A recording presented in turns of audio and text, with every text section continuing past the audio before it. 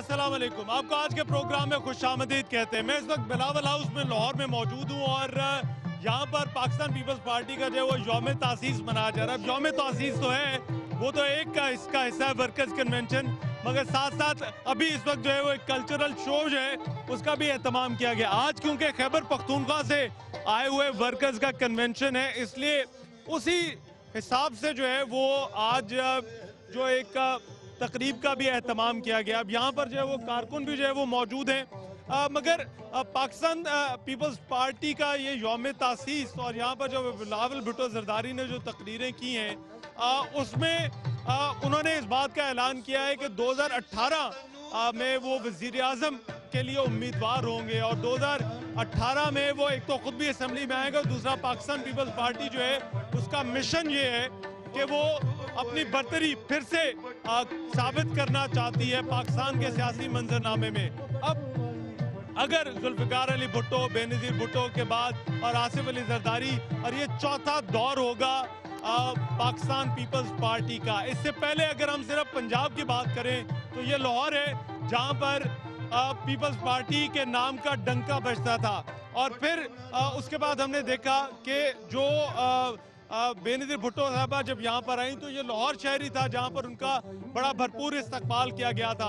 फिर जरदारी साहब के दौर में 2008 में विफाक तो मिला लेकिन पंजाब हार गए, और उसके बाद तख्ते लाहौर जिसका बार बार यहाँ से हवाला दिया जाता रहा है उसको फतह करने के लिए सलमान तासीर मरहूम को भी भेजा गया। फिर उसके बाद जो है वो हमने यहाँ पर ये भी देखा कि बाबर अवान साहब भी आते रहे, तख्ते लाहौर के खिलाफ नारे लगाते रहे, और फिर जोड़ तोड़ के माहिर मंजूर भुट्टो को भी टास्क सौंपी गई। बहरहाल एक चीज का क्रेडिट बिलावल भुट्टो जरदारी को जरूर देना पड़ेगा, वो खुद बाहर निकले हैं, खुद जो है वो बाहर आए हैं, और उन्होंने एक चीज जो कि अपनी पार्टी के वर्कर्स को बताई कि जब तक लीडर बाहर नहीं निकलेगा तो वर्कर भी बाहर नहीं निकलेंगे। अभी भी जबकि म्यूजिकल इवनिंग चल रही है तो बिलावल भुट्टो जरदारी जो है वो स्टेज पर मौजूद हैं और वो वर्कर्स के दरमियान आते हैं, बाहर निकलते हैं, तकारीर भी करते हैं। तो यहाँ पर अब पीपल्स पार्टी ने कुछ बड़ी तब्दीलियां भी की हैं। यहाँ पर जो है वो ओहदेदारान के इंटरव्यूज भी हो रहे हैं, नामों का ऐलान भी किया जा रहा है। मगर आज के प्रोग्राम में हम खास तौर पर पीपल्स पार्टी पंजाब के हवाले से बात करेंगे, क्योंकि पीपल्स पार्टी बहुत बात करती है कि वो तख्ते लाहौर को गिराएंगे। तो लाहौर वो शहर है जहाँ पर इमरान खान साहब जमान पार्क में उनका घर है, जो मुस्लिम लीग नून है, मियाँ बरादरान, वो भी जो है वो लाहौर उनका एक किला कहा जाता है। तो क्या लाहौर से जो है वो ये तहरीक जो शुरू करना चाह रहे हैं, क्या ये कर पाएंगे या नहीं? कुछ उन्होंने ओहदेदार भी नए जो है वो उनका ऐलान किया। कमर जमान कायरे साहब को वसी पंजाब का सदर बनाया, नदीम अफजल चंद साहब को जनरल सेक्रेटरी बनाया, ये बड़ी खुशाइन बात थी। तो प्रोग्राम में हम उनसे भी बात करेंगे, फिर खैबर पख्तूनख्वा से आए हुए कुछ लोगों से भी बात करेंगे, और फिर पीपल्स पार्टी की जो सीनियर क़यादत है उससे भी बात होगी। देखते हैं कि वो पीपल्स पार्टी की जो रिवाइवल है और जो पीपल्स पार्टी ने ऐलान किया कि 2018 में वो इलेक्शन जीतेगी, क्या वो इलेक्शन जीत पाएंगे या नहीं।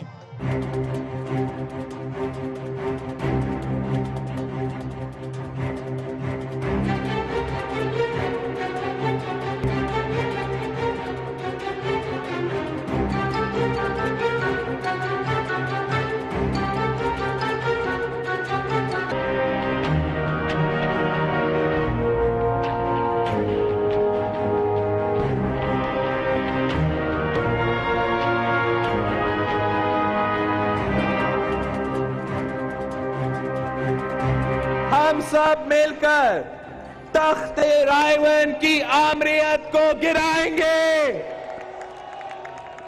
जैसा कि मैंने पहले बात की कि पीपल्स पार्टी के लिए और खासतौर पे पीपल्स पार्टी पंजाब के लिए जो यौम तासीस है, 49वां यौम तासीस, ये बड़ा अहम है। और पंजाब में पीपल्स पार्टी की रिवाइवल हो पाएगी या नहीं, बिलावल भुट्टो जरदारी रोज स्टेज पर आकर तख्ते लाहौर की बात करते हैं, और क्या तख्ते लाहौर गिरा पाएंगे 2018 में या नहीं, इस पर बात करने के लिए पीपल्स पार्टी की जो नई क़यादत है पंजाब की, वो हमारे साथ मौजूद है। कमर जमान कायरे साहब वस्ती पंजाब के सदर हैं, और नदीम अफजल चंद साहब जो कि जनरल सेक्रेटरी हैं पंजाब पाकिस्तान पीपल्स पार्टी के। कायरे साहब, मैं आपसे शुरू करूंगा। सर, तख्ते लाहौर गिराने का प्लान क्या है, किस तरह से आप ये करना चाह रहे हैं? तख्ते लाहौर तो खैर एक अलामती बात है, तख्ते रायवन की बात करते हैं, लाहौर तो हमारा है। और पाकिस्तान पीपल्स पार्टी ने अपनी रीऑर्गेनाइजेशनल स्ट्रक्चर शुरू किया है। चेयरमैन साहब ने जब से क़यादत संभाली है वो इस थर्ड जनरेशन पीपल्स पार्टी को जदीद खतूत के ऊपर और अपने उसी असलूब पे लेकिन जदीद खतूत पे भुट्टो शहीद के फलसफे और बीबी शहीद के फलसफे के मुताबिक लेकिन इसको नए नैरेटिव के साथ वो इसको ऑर्गेनाइज करने जा रहे हैं। फर्स्ट फेज और उन्होंने डीप रूट्स पे बिल्कुल ग्रास रूट पे जाके कमेटियां बना के कारकुनों से मुशावरत की है। पाकिस्तान में शायद पहली दफ़ा कोई जमात ये कर रही है कि वो ग्रास रूट पे जाके कारकुनों से मुशावरत करके तंजीम साजी भी कर रही है और पॉलिसी साजी भी कर रही है। तो ये जो गैप था, मैं अब थोड़ा सा आपको जरा माजी में लेके जाना चाहता हूँ। पहले कोशिश हुई थी, सलमान तासीर मरहूम वो भी यहाँ पर थे, फिर बाबर अवान साहब को भेजा गया, फिर उसके बाद हमने देखा मंजूर भट्टू साहब जो कि जोड़ तोड़ के बड़े माहिर समझे जाते थे वो भी आए। अब ये पीपल्स पार्टी की बड़ी देर से कोशिश है मगर बहुत ज़्यादा फर्क पड़ा 2008 में आपकी जो स्टैंडिंग थी और फिर 2013 में। तो अब 2018 में क्या वो रिकवरी हो पाएगी, क्योंकि बहुत पीछे चली गई पार्टी। देखिए आप ये सारा नैरेटिव बयान करते एक बात भूल गए, वो मैं ज़रा करेक्ट कर दूं। पहले एक बात यह है कि पीपल्स पार्टी को इसके बनाने से लेके आज तक इस मुल्क के मुक्तदर एजेंसियां, अदालतें, ताकतवर लोग, ताकतवर इदारे, मुल्ला, वो सारे तोड़ने में लगे रहे। ये पीपल्स पार्टी है जिसके लीडरों को सुप्रीम कोर्ट गलत फांसियां दे देती है।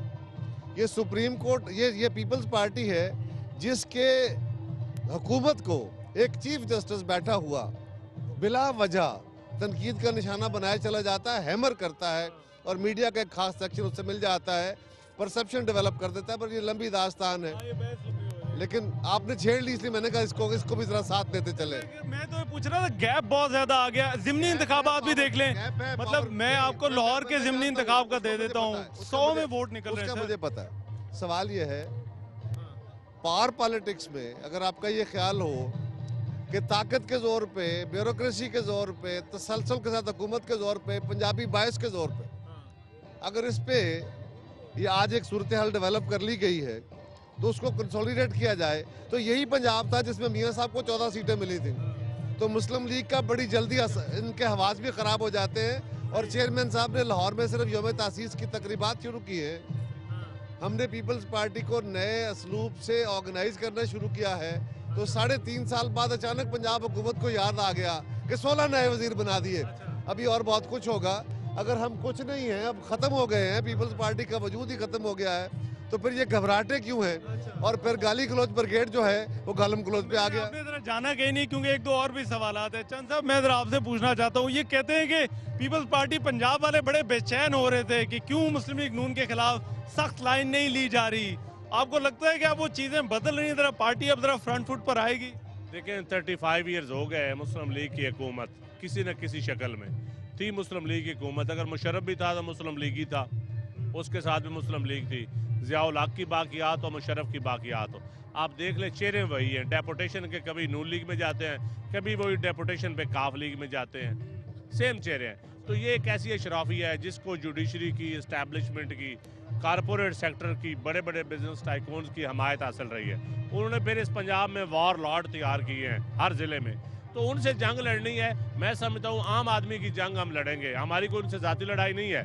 जब हम किसान की, मजदूर की, उस दिहाड़ीदार मजदूर की, उस जिसको पीपल्स पार्टी के पास आइडिया नहीं है, अभी इशू नहीं है, वो क्या उसे कहते हैं कि एक नजरिए के तहत नहीं आ रही, क्योंकि पीपल्स पार्टी हमेशा से एक नजरियाती जमात हुआ करती थी। देखिए हमारा आज भी नजरिया है रोटी कपड़ा और मकान। इस मुल्क में 80% नारा बदलने का टाइम नहीं आ गया। मेरी बात सोचे ना, उसमें इल्म, रोशनी और अमन अमान कह लेना साथ शामिल हो गया है। टेररिज्म के ऊपर पॉलिसी है तो हमारी है। अगर गुर्बत को मिटाना है, बेन इनकम सपोर्ट प्रोग्राम हमारा है। अगर एनर्जी सेक्टर में ये जो IPPs लगाए हैं ये पीपल्स पार्टी ने लगाए हैं। आगे भी काम जो भी, अगर CPEC है तो वो हमारा है। अगर लोगों को क्रेडिट क्यों नहीं मिलता इस चीज़ का, क्या वजह है? मतलब ये इनमें से बहुत सारी चीज़ों का क्रेडिट, जिनका आपने जो लिस्ट बताई नून लीग की सेम लिस्ट है सर। मैं बल्कि कह रहा साहब आप ही इसका जवाब दे दें। इसका जवाब मैं हाँ। हमें क्रेडिट इसलिए मिलता क्योंकि मीडिया, गजब मीडिया, अजब कहानी। आपने सारी बात हम पे डाल देनी है। गजब मीडिया, अजब कहानी। मैं एक कह रहा था, मुझे एक और चीज़ बताइए। अब आपके, क्योंकि कुछ लोग गए भी PTI के अंदर और वर्कर लेवल पे भी, दूसरे लेवल पे, अब आपको तंजीम साजी भी करनी है, नाराज होने वालों के लिए आपने क्या पॉलिसी सोच रखी है, क्या होगी? देखिए, पहले तो एक आपका सवाल था कि रोटी कपड़ा और मकान का नारा बदलने का वक्त आ गया। क्या इस मुल्क का रोटी कपड़ा और मकान का मसला हल हो गया? सर, वो कहा जाता है कि ये एक ऐसा नारा है जिस पर पीपल्स पार्टी बहुत देर से चली आ रही है और अब शायद पीपल्स पार्टी को भी आगे सोचने की जरूरत है। सोचिए, ये भूख का नारा है, ये इस मुल्क में हैव नॉट्स का नारा है, ये इस मुल्क में 60-62% लोगों का नारा है। आज भी इस मुल्क के अंदर हैव्स एंड हैव नॉट्स की गैप जो ब्रिज नहीं हुआ, बढ़ गया है। सो पीपल्स पार्टी इस नारे पे कायम हुई और आज भी वो चीज़ें उसके ज़्यादा शिद्दत के साथ मौजूद हैं। लिहाजा हो सकता है आपके लिए, मेरे लिए रोटी कपड़ा और मकान का नारा इतना अहमियत हामिल ना हो, लेकिन इस मुल्क के 60% लोगों के लिए वो उनका मसला वहीं खड़ा है। और हमने बार बार ये लड़ाई लड़ी है, इस मसले के हल की तरफ गए हैं और इस मुल्क के मुक्तदरों ने, ताकतवरों ने, कारपोरेट स्ट्रक्चर्स ने उसने हमें पुश बैक किया है क्योंकि उन्होंने चीज़ों को, इस मुल्क के रिसोर्स को अपनी तरफ डाइवर्ट किया। अब नाराज होने वालों का क्या करें? नाराज होने वालों के पास बिल्कुल एक तो बात यह है कि जिन नाराज कारकुनों का ये मुतालबा था कि चेयरमैन साहब पार्टी संभाले, चेयरमैन ने पार्टी संभाल ली। उनका मुतालबा था कारकुनों को बनाएं, जिम्मेदारियां दें, कारकुनों को जिम्मेदारियां मिल रही हैं। जिनका ये मुतालबा था कि जी पार्टी की मशावरत के साथ पॉलिसियाँ बननी चाहिए, तंजीमें बननी चाहिए, बन रही हैं। तो जो उनके जनरल मुतालबात या गिले शिकवे थे वो तो दूर हो रहे हैं। आप वेलकम करेंगे उन्हें अगर वो वापस आते हैं? अर्ज कर लूँ तो जहाँ तक ताल्लुक ये है कि अगर किसी का गिला मुझसे है कि मैं गवर्नमेंट में था, मैंने किसी कारकुन का काम नहीं किया, नाराज है, तो उनके पास भी हम जाएंगे, उनके साथ हम उनको कोशिश करके राजी करेंगे। पीपल्स पार्टी जो लोग किसी गिले शिकवे से छोड़ के गए थे वापस आना चाहेंगे तो बिल्कुल पार्टी कंसिडर करेगी कि वापस आए। 1 मिनट दीजिएगा चंद साहब, आप इतना बड़ा आपने अच्छा शो किया है, इसमें कोई शक वाली बात नहीं है। बस शरीक चेयरपर्सन की कमी तो आपको महसूस हो रही होगी, इतना शो है, वर्कर्स इकट्ठे हुए हैं। देखिए, वो हमारे बुजुर्ग हैं, बुजुर्गों की कमी हमेशा महसूस होती है और उनका एक, अगर बिलावल भुट्टो साहब के वो वालिद साहब हैं और मोहतरमा के वो खामद, ऐसे बड़ा एजाज़ क्या होता है। और इस मुल्क के ऐसे सदर रहे हैं जिन्होंने ऐवान सदर से अपने इख्तियारात, जो एक इस्टेब्लिश इख्तियारात थे, वो पार्लियामेंट को दिए। उनको तारीख हमेशा याद ये कि कारकुन इकट्ठे हुए हैं, पार्टी रिवाइवल हो रही है लाहौर में, तो आ जाते तो बेहतर होता, हौसला बढ़ जाता। कारी साहब देखिए, एक बात तो याद रखिए, रहमान अज़हर यही कहते हैं जो नदीम ने पहले कहा ना कि मीडिया की बड़ी मोहब्बतें हैं हमारे साथ। आप ही थे, आपसे मुराद मीडिया, आप ही थे। जरदारी साहब मुल्क में थे, बिलावल साहब पढ़ रहे थे।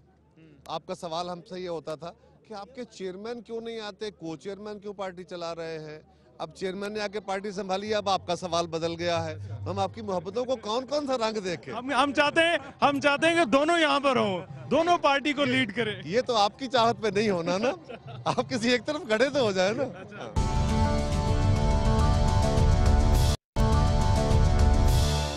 मुझे एक चीज बताइए, अब क्योंकि तंजीम साजी की बात हो रही है, इत्तेहाद की भी बातें होनी शुरू हो गई। आज भी बिलावल भुट्टो साहब ने कुछ इस हवाले से जरा बात की, उन्होंने कहा कि प्रोग्रेसिव अलायंस बन सकता है। कोई जमात ऐसी नजर आती है आपको चंद साहब जिससे प्रोग्रेसिव अलायंस बन सकता है? देखिए, जो जमात भी प्रोग्रेसिव होगी, मॉडरेट होगी, हमारी पिच पे आना पड़ेगा उसको। जो पीपल्स पार्टी का मैनिफेस्टो है उसके करीब होगी जो जमात, जो हमारे नज़रियात की जमीत। और दूसरा, हमने इस कारपोरेट सेक्टर पे इस अशराफिया जो पंजाब में 35 साल से काबज़ है।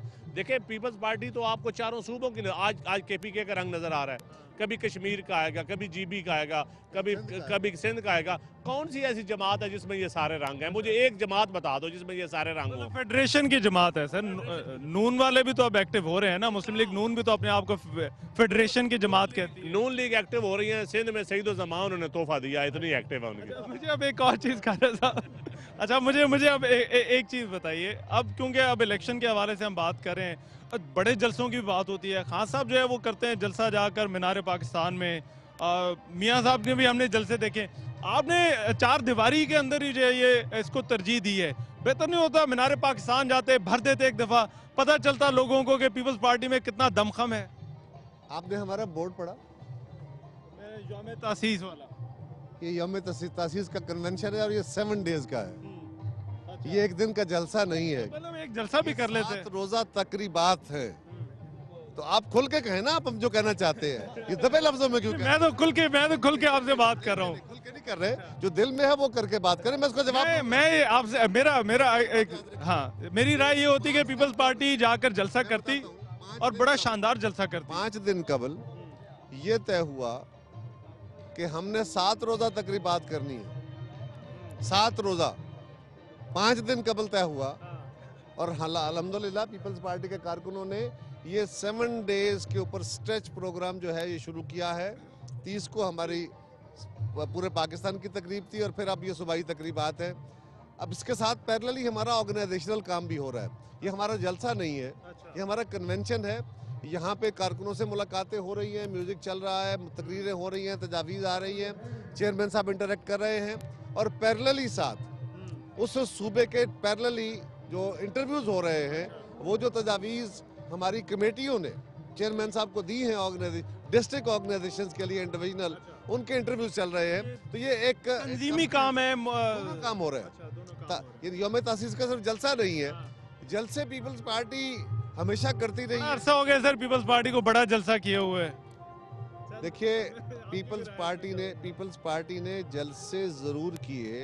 पीपल्स पार्टी अपनी ऑर्गेनाइजेशन को दुरुस्त करेगी। अभी हमारी सारी ऑर्गेनाइजेशन तोड़ी हुई है, तो हम ऑर्गेनाइजेशनें बना के जलसे भी करेंगे। ये आप मीडिया वालों को आजकल जरा बुखार हो गया है। आपकी सारी बहस मीडिया पर आ जाती है। मुझे है कि आप मीडिया को ये बुखार है। आप समझते हैं कि जो कुछ इमरान कर रहा है वो अपोजिशन है।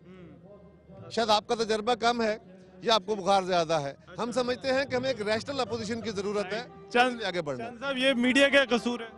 देखें आप बड़े जलसे की बात करते हैं, हमने जब भी जलसा किया है अपने बलबोते पे किया है, ना पटवारियों के जरिए किया है, ना जनरल पाशा के जरिए किया है।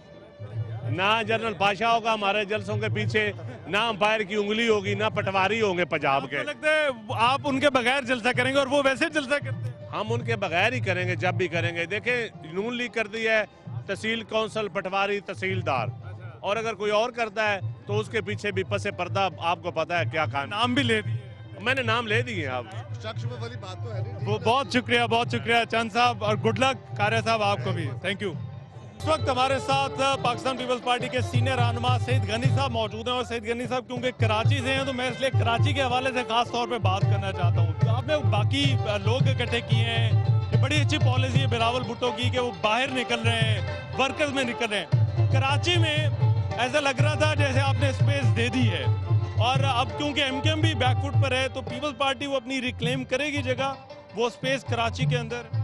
देखें कराची की सिचुएशन इसलिए डिफरेंट है कराची और हैदराबाद की कि वहाँ माजी में पिछले 15-20 सालों में 25 सालों में जितने इलेक्शंस हुए हैं वो जेन्युइन लोगों की जो ख्वाहिशात उसको रिफ्लेक्ट नहीं करते हैं। इसलिए कि आपको पता है कि वहाँ ठप्पे भी लगाए जाते थे, नताज भी तब्दील किए जाते थे।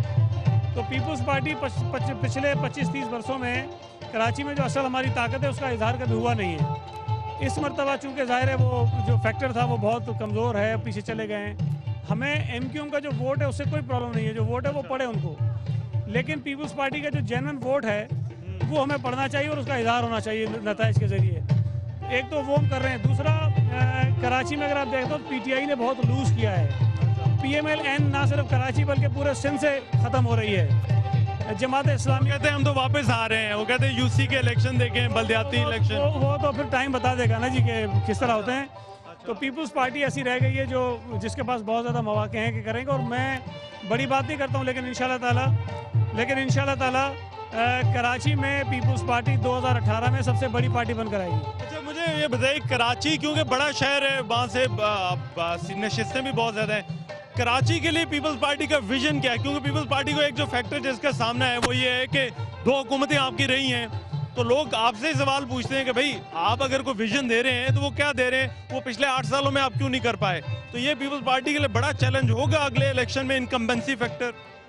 देखिए मैं फिर ये कहता हूँ कि चूँकि सूबा सिंध में और ख़ासतौर पर कराची में मसाइल ज़रा मुख्तलिफ हैं बाकी शहरों के मुतालिक। अगर आप कंपैरिजन करेंगे, अगर वहाँ हमें कभी भी ऐसा मौका नहीं मिला, बावजूद इसके कि हम हुकूमत में थे। वहाँ बहरहाल एमक्यूएम का एक अपना वज़न था, ताकत थी, और एमक्यूएम ना अगर खुद ना ताकत में हो तो किसी और को काम भी नहीं करने देते हैं। वो बहुत सारे मसाइल खड़े करते हैं, ये सबको पता है। अब ये अलग बात है कि लोग हमसे सवाल करते हैं, लेकिन वहाँ की जो ग्राउंड रियलिटीज़ हैं वो वहाँ काम करने वाले हर सियासी कारकुन को पता है, हर जर्नलिस्ट को पता है, हर एंकर को पता है, लेकिन उसके बावजूद भी सवाल हमसे उठाया जाता है। अब वो जब सूरत हाल थोड़ी सी चेंज हुई है उसमें अब हम समझते हैं कि अब जो 1 साल 1.5 साल रह जाएगा उसमें हम आंसरेबल हो सकते हैं कि जी अब तो वो दहशत की फिजा भी नहीं थी, वो खौफ भी नहीं था, वो हालात भी नहीं थे, आपने क्यों नहीं किया। तो अब जो अगला साल 1.5 साल आपको नजर आएगा उसमें पीपल्स पार्टी इंशाल्लाह डिलीवर कहा यह जा रहा था कि इंटीरियर जो है वो पीपल्स पार्टी का एक कंफर्ट जोन बन चुका है और पीपल्स पार्टी शायद खुद भी उससे निकलना नहीं चाहती। उन्हें पता है इतनी सीटें मिल जाएंगी, सूबाई हुकूमत वो बना लेंगे, ना नून है ना तहरीक इंसाफ है। अब उस माइंडसेट को क्या बदलना चाहिए, क्या पीपल्स पार्टी बदलेगी? इस वक्त आप मुझसे बात करें, मेरा ताल्लुक कराची से है। पीपल्स पार्टी इंटीरियर सिंध में कितनी सीटें जीती है मेरा वो इशू नहीं, मुझे खुशी होती है मेरी पार्टी जीतती है, लेकिन मुझे खुशी उस वक्त होगी जब पीपल्स पार्टी कराची से जीतेगी। और जाहिर है मुझे एक तंजीम में जिम्मेदारी भी दी गई है, मुझे पार्टी ने इज्जत भी दी है, ओहदे भी दिए हैं। तो मैं ये चाहूँगा कि पीपल्स पार्टी कराची में वो नताइज दे जो माजी में हमने नहीं दिए। और मैं आपको यकीन से कहता हूँ इंशाल्लाह ताला 2018 का रिजल्ट जो है वो इंतहाई मुख्तलिफ होगा। अच्छा, अब एक आखिरी चीज़ मैं आपसे पूछना चाहता हूँ, ये कहा जाता है पीपल्स पार्टी की अपोजिशन की सियासत के हवाले से, वो कहते हैं कि पंजाब वाले तो बड़ा कहते हैं कि नून के खिलाफ आए मैदान में, सख्त लाइन होनी चाहिए, और पीपल्स पार्टी सिंध के लोग और कराची वाले कहते हैं कि नहीं आप हाथ हल्का रखें इन पर। ये क्या, ये कोई फर्क है या ये बदलेगा अब या नहीं? ये तासुर गलत है और मैं हमेशा कहता हूँ कि पीटीआई को अपना चूरन भी तो बेचना है ना, तो वो इसके लिए कहते हैं कि जी पीपल्स पार्टी जो है वो तकसीम का शिकार, हाँ नहीं तकसीम का शिकार है, फ्रेंडली ऑपोजिशन है, ऐसा नहीं है। मैं हल्फन कसमन ये कहने को तैयार हूँ, मेरा आपने सेनेट में देखा होगा, मैं कोई मौका नहीं छोड़ता हूँ हुकूमत के लिए, टीवी पर आता हूँ कभी नहीं छोड़ता हूँ। मुझे आज तक पार्टी लीडरशिप ने ये नहीं कहा कि नून लीग पे हाथ आप खोला रखो। नवाज शरीफ साहब ने जरूर कहा है सिंध पीपल्स पार्टी के बारे में कहते हैं, ये लोग कहते हैं इधर हल्का रखें हाथ, उस तरह से ऑपोजिशन नहीं करते, फ्रंट फुट पे नहीं जाते। गलत तासुर है।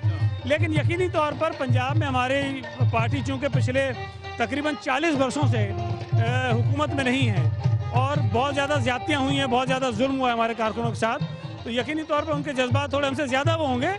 लेकिन ये तासुर कतई गलत है कि पीपल्स पार्टी सिंध का मौक़िफ़ अलग है और पंजाब का अलग है, गलत, बिल्कुल गलत है। सैयद गनी साहब बहुत शुक्रिया जी, thank you so much, thank you.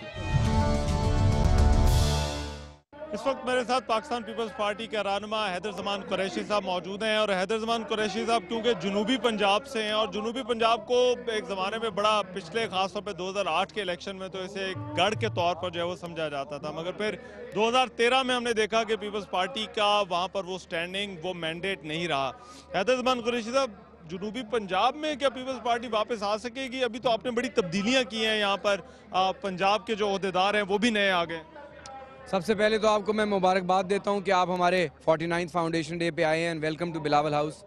दूसरी बात यह है कि हम एक रीस्ट्रक्चरिंग और रीऑर्गेनाइजेशन के फेज़ से गुजर रहे हैं और चेयरमैन साहब की विज़न थी जो उन्होंने रोल आउट की और पार्टी की तंजीम साजी हो रही है और इस वक्त इंटरव्यूज़ हो रहे हैं। जनूबी पंजाब का कन्वेंशन कल था यहाँ पे और हर रोज़ एक सूबे का कन्वेंशन हो रहा है और 30 को पहला कन्वेंशन हुआ था। तो बड़ी अब अच्छी एक्टिविटीज़ है, मगर अब जो रिवाइवल की बातें हो रही है और ख़ासतौर पर जब पंजाब के हवाले से बात की जाती है, 2013 में तो सर एक सीट है, अब उससे ज़ाहिर बात है हालात ख़राब तो नहीं होंगे, अब तो ऊपर ही जाएंगे अगर जाते हैं, मगर क्या वो रिकवरी हो सकेगी अगर हम 2008 वाले इलेक्शन की या उस तरह से पीपल्स पार्टी वापस आ सकेगी?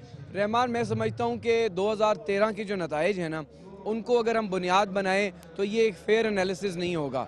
हाँ, क्योंकि वो एक आरोज़ का इलेक्शन था और हमने 1997 में पाकिस्तान पीपल्स पार्टी की पंजाब में कोई सीट नहीं थी एनए की, 2017 में 1997 में, उसके बाद हमने स्ट्रेट गवर्नमेंट बनाई। अगर चलें 2013 के इलेक्शन अपनी जगह पे छोड़ दें, ज़िमनी इंतखाबात में देख लें, ज़िमनी इंतखाबात में इवन मुल्तान में होने वाला जो ज़िमनी इंतखाब था डोगर साहब वाला, पीपल्स पार्टी तो कहीं मुकाबले में नहीं नजर आती। ये तो सर ये तो एक फैक्ट है ना। देखिए, पाकिस्तान पीपल्स पार्टी के ही कैंडिडेट्स पीटीआई ले रही है। कौन सा ऐसा पीटीआई का मुतहरिक कारकुन है, मुझे एक नाम लेके बताएं, और जो मुतहरिक कारकुन उनके खड़े हुए हैं तो मैं आपको गिनवा सकता हूं, उनकी भी ज़मानतें ज़ब्त हुई हैं। तो पाकिस्तान पीपल्स पार्टी के जो लोग वाबस्ता रहे, जो बीबी के ट्रेंड लोग थे, उनको लड़ाया। लेकिन अब कारकुन की जो ख्वाहिश है उसके मुताबिक रीऑर्गेनाइजेशन हो रही है और हम समझते हैं कि हम एक तबकाती जमात हैं, हम टेररिज्म पे फ्रंट लाइन पार्टी हैं, हम किसानों के लिए खड़े हैं, ख़वातीन के हकूक़ के लिए खड़े हैं। रहमान,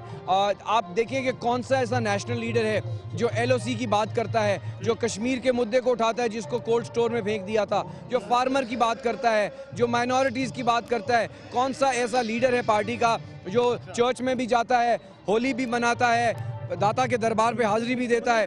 मगर ये बड़ी अच्छी आपने बातें की, मगर ये अवाम में क्यों नहीं उस तरह से रिसीव हो रही या रिस्पांस आपको उस तरह से क्यों नहीं मिल रहा? देखेंगे, गिव अस 6 to 8 months। कहा यह जाता है, आप खुद लॉयर है, आप खुद लॉयर है, कहा जा रहा है पीपल्स पार्टी मेन इशू से हटती गई, पानामा लीक से हट गई, धांधली इलेक्टोरल रिफॉर्म्स वाले इशू से हट गई, और ये बड़े बड़े इशू रहे हैं सियासत में जिनमें पीपल्स पार्टी नजर नहीं आई। हम कब हटे हैं? हम तो अभी भी पार्लियामेंट में हैं और इन सब चीज़ों का हल रहमान पार्लियामेंट में है। हटने वाली जमात पीटीआई है, वो सड़कों पे चली गई, पार्लियामेंट में नहीं आते, रिफॉर्म में नहीं आते, पनामा का बिल साइन किया, तनख्वाहें ले रहे हैं, कमेटी स्टेज से पैसे ले रहे हैं, लेकिन वोटिंग नहीं करते। देखिए, सुप्रीम कोर्ट फर्ज कर लें अगर कमीशन बना भी देती है, कमीशन ने किसी कानून के तहत सजा देनी है या जजा देनी है, तो वो पनामा का जो लॉ है वो मोस्ट ट्रांसपेरेंट और इफेक्टिव लॉ है। दूसरी बात यह है कि अब देखें, जब इनकी सर पे आई तो ये 24वीं तरमीम की बात कर रहे हैं। जब हम कहते हैं कि 21वीं तरमीम पास करो, जनूबी पंजाब का सूबा बनाओ, तो उस वक्त ये कहते हैं ज़रूरत नहीं है। तो इनको जब फ़ायदा देता है तो ये अमीरुल मोमिनीन बनने के लिए 17वीं तरमीम भी ले आते हैं। तो हम इश्यूज़ पे बात कर रहे हैं। आज जो इश्यूज़ पे बात कर रही है जमात, वो हम कर रहे हैं। LNG का किसने कहा? नंदीपुर का स्कैंडल किसने उठाया? उसके बाद कायदे आज़म सोलर पार्क पंजाब में, मेट्रो नॉरिनको को कॉन्ट्रैक्ट दे दिया $1.5 अरब का, जिसमें मिलियंस ऑफ डॉलर किकबैक है। तो हमने हर मुद्दा उठाया है, लेकिन फैशन शायद ये बन गया है कि जो जमात सड़कों पे आए वो ही ऑपोजिशन है, लेकिन हम एक्चुअल ऑपोजिशन कर रहे हैं। We have given them the run of the money. और आप देखें कि नून लीग की बारहा कोशिश के बावजूद हमने सेनेट की चेयरमैनशिप छीन के ली, और हम भी कह रहे हैं कि अभी भी बड़ा दम कम है। राइट, बहुत बहुत शुक्रिया सर, बहुत देखिएगा एंड एंजॉय द कन्वेंशन। और आप देखिएगा कि इस कन्वेंशन के बाद जो अगला इलेक्शन होगा, by election, you will see the results. Thank you so much. Thank you.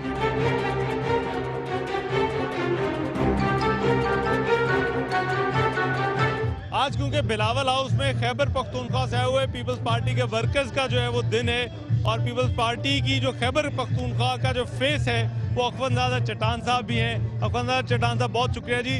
कैसा जा रहा है जी आपका कन्वेंशन? क्या यहाँ पर अभी एक्टिविटी क्या हो रही है? बिस्मिल्लाहिर्रहमानिर्रहीम। यहाँ पे हमारा यूम तासीस है, और हम समझते हैं कि पाकिस्तान तो 1947 में आज़ाद हुआ था, लेकिन पाकिस्तान के जो अवाम थे वो ग़ुलाम थे, और ख़ुसूसी तौर पे जो एहसासी महरूमी के शिकार कौमें थे, विफाक कमज़ोर था। जब पाकिस्तान पीपल्स पार्टी बनी 30 नवंबर 1967 में, और पाकिस्तान पीपल्स पार्टी के चेयरमैन शहीद जुल्फ़िकार अली भुट्टो ने इस अवाम को एक मंशूर दिया कि इस्लाम हमारा दीन है, जमहूरियत हमारी सियासत है, सोशलिज्म हमारी मईशियत है, और ताकत का सरचश्मा अवाम है।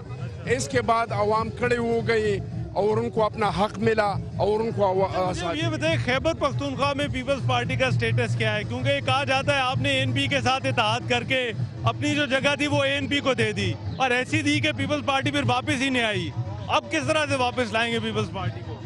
देखिए जी, हमने जमहूरियत के 5 साल ये जमहूरियत का जो तसलसल है उसको जारी रखने के लिए बहुत सारी कुर्बानियाँ दी है। हमने तीसरी बार वज़ीर आज़म भी का शर्त भी मान लिया, उसको भी हटा दिया। हमने खैबर पख्तूनख्वा को नाम भी दिया, क्योंकि हम चाहते थे कि जमहूरियत का जो सफ़र है वो चलता रहे।